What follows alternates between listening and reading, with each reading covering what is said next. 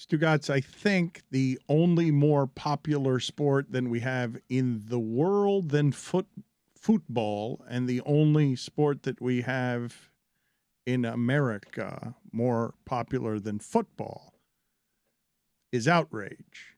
Is the outrage game competing against each other to be outraged. And something I've noticed that's happened recently is there have been tabulations kept on, well, you went at Kyrie Irving with this degree of frenzy, so why didn't you go at Jerry Jones with exactly the same degree of frenzy?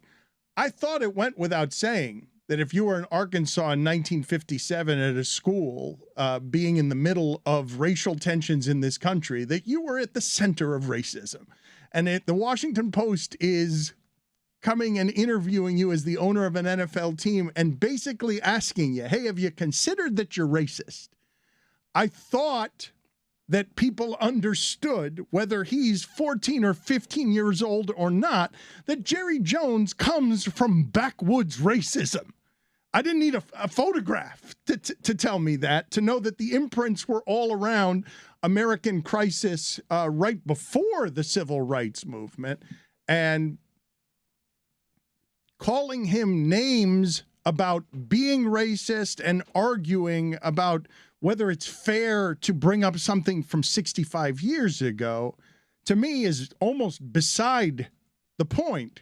The Washington Post was trying to examine, how does structural racism happen? One owner came out of the shadows, of course it's this one, willing to answer the questions because he doesn't care what the questions are. He has gotten to be the most powerful man in sports, almost, certainly in that sport, without his team being any good most of the time, at least in part because he's just available. Today he's out there saying, yeah, we're still interested in Odell Beckham. I know that Miami happened to him on a plane Sunday morning, but we're still interested and we don't care. This, as Odell's personal driver, Danny Boy Hustle Hard on Instagram, of course, tells you that he's headed to the Giants, it would appear. There are meetings with the Giants. There will be a fight over the remains of Odell Beckham between the Giants and the Cowboys. But I thought we all understood that if you're in 1957 Arkansas and you're a white person who has then become a billionaire in oil, you probably got the tendrils of racism all around you. America's racism, and it's imprinted all around you. Whether you're conscious of it or not, your upbringing is probably surrounded by it. I think people probably know that, but they want you to yell at Jerry Jones the way, we yelled at Kyrie Irving. It's comparison shopping. It's a weird place to do it, but people do it all the time. I don't think it's actually a weird place to do it, and I understand why specifically black people are doing it to Stephen A. Smith right now, because, man, there are a whole lot of people hitting him with Django memes because he went really hard at Kyrie Irving and then is like, well, I'm very, very fond of Jerry Jones. He's welcomed me into his world. First Take succeeds because we do the thing with the Cowboys that's professional wrestling. I go in there on a helicopter. Jerry Jones knows the power of being Jerry Jones, putting a hand on your knee, being the wealthy guy who's powerful and says, come on, I love having everyone around me. And then all of a sudden you're looking at a 65-year-old photograph in the middle of racism, and you're like, I'm very, very fond of Jerry Jones because Stephen A. Smith's been allowed into the Jerry Jones Club. And as people take sides on all this stuff, man, Stephen A. Smith gets dragged. It's the same way Barkley gets dragged because people are so divided now and getting into their own camps that when a black person strays and you don't have the same proportion on, man, Stephen A. Smith went hard at Kyrie Irving, relentlessly. And here's racism for you. Here's photographic evidence of it. If you want to dismiss it because he's 15, fine. But here it is. It's almost cliche racism, stopping black kids from getting into school and filing it under, I was curious. But there's a difference between active anti-Semitism from Kyrie Irving. On Kyrie Irving, I'm talking about before. I'm even talking before the anti-Semitism. I'm talking about how unrelenting Stephen A. Smith has been on all things Kyrie Irving, all of them. It's not just but it's now. It's happening. It's happening now. He's a fully formed adult. This is a picture of Jerry Jones when he was a kid. No, I mean, I haven't really heard even you when you attempt to get into it. You're just saying, yeah, he's at the forefront of racism there. Can we all call him racist directly from evidence in that photo? No.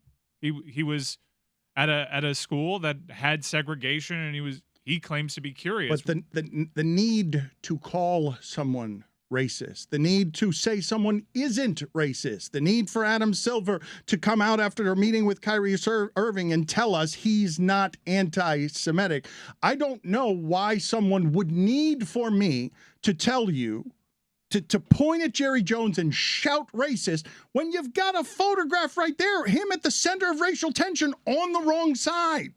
Yeah, you could do what you want. You could dismiss it. You could say a different time. You could say I don't want to legislate things from 65 years ago. He couldn't be on the other side of it, right? I guess he could have at the time. No. If you Mike, this is how complicit looks. Like being there and just being curious is being on the wrong side. At 15 and in 1960s America. Okay, you can do that. The photograph. I'm not making excuses for him. It's just we can't really draw anything from it other than, wow, that's curious. This photo's from like 60 years ago, and this is after there were reports that Daniel Snyder was going to dig up stuff on other owners. So you can draw from Kyrie Irving. You can draw conclusions from Kyrie Irving tweeting out what he tweeted out on his social media platforms, and then not answering the questions when asked about why he tweeted it out. Also, Jerry sat down with the media and talked about it extensively, where Kyrie was offered several opportunities, and it was only until he was suspended that he started landing on the right side of stuff. So it was very much I don't blame Stephen A. for having more conviction speaking about Kyrie Irving because it's happening. Mike, it's not more conviction. That's not what happened. He defended Jerry Jones. I'm very, very fond of Jerry Jones. It's not more conviction. It's a photograph that is stereotypically cliched, the centerpiece photograph of how it is that you would show racism in the 60s, whether it's water fountains or keeping kids out of school, and Jerry Jones is at the center of it. And there are any number of answers that we don't have to a 65-year-old photograph that the Washington Post took the time to go and ask Jerry Jones as part of a much larger piece about how does this happen that Jerry Jones never hires a black dude? They went in, and he's the only owner who made himself available because the rest of them can hide in the shadows. The rest of them don't want your questions, don't have to answer your questions. We'll never know. Jerry Jones doesn't mind the questions because the spectacle is part of the fun for him. Jerry Jones has said since Michael Irvin was walking with a fur and a fedora through a courtroom, bring me the circus, and it's rewarded him.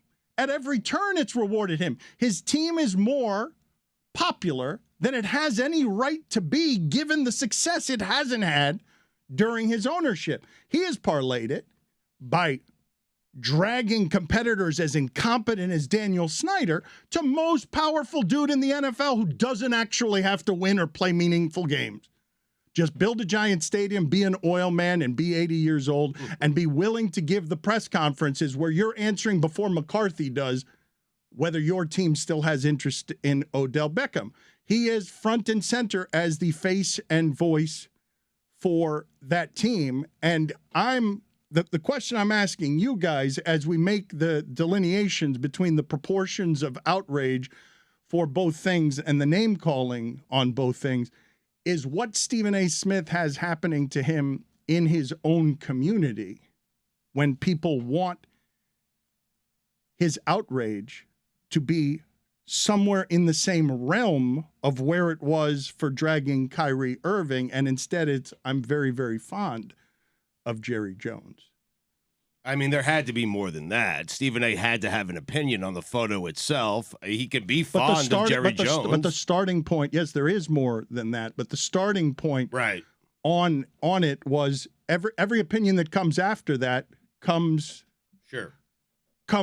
soaked in, I'm very, very fond of Jerry Jones. And again, just to clarify, this article that was written by the Washington Post. Many articles. Right. Well, I mean, this one particular one that was written by Sally Jenkins, who we had on the show yesterday, was not necessarily about this photograph. It's about answering for his record on race now. It's not at all about his photograph. The photograph is what's easy to aggregate. The reporting is comprehensive and it is nuanced. And the reason they went there to question him is, why have you never hired a black person to have legitimate power in 30 years with the Cowboys? That's the starting point. And they happened upon the photograph. The photograph isn't even used as something to wave around incriminating as meaning something. It's just an accompaniment to the story. Look at where this started.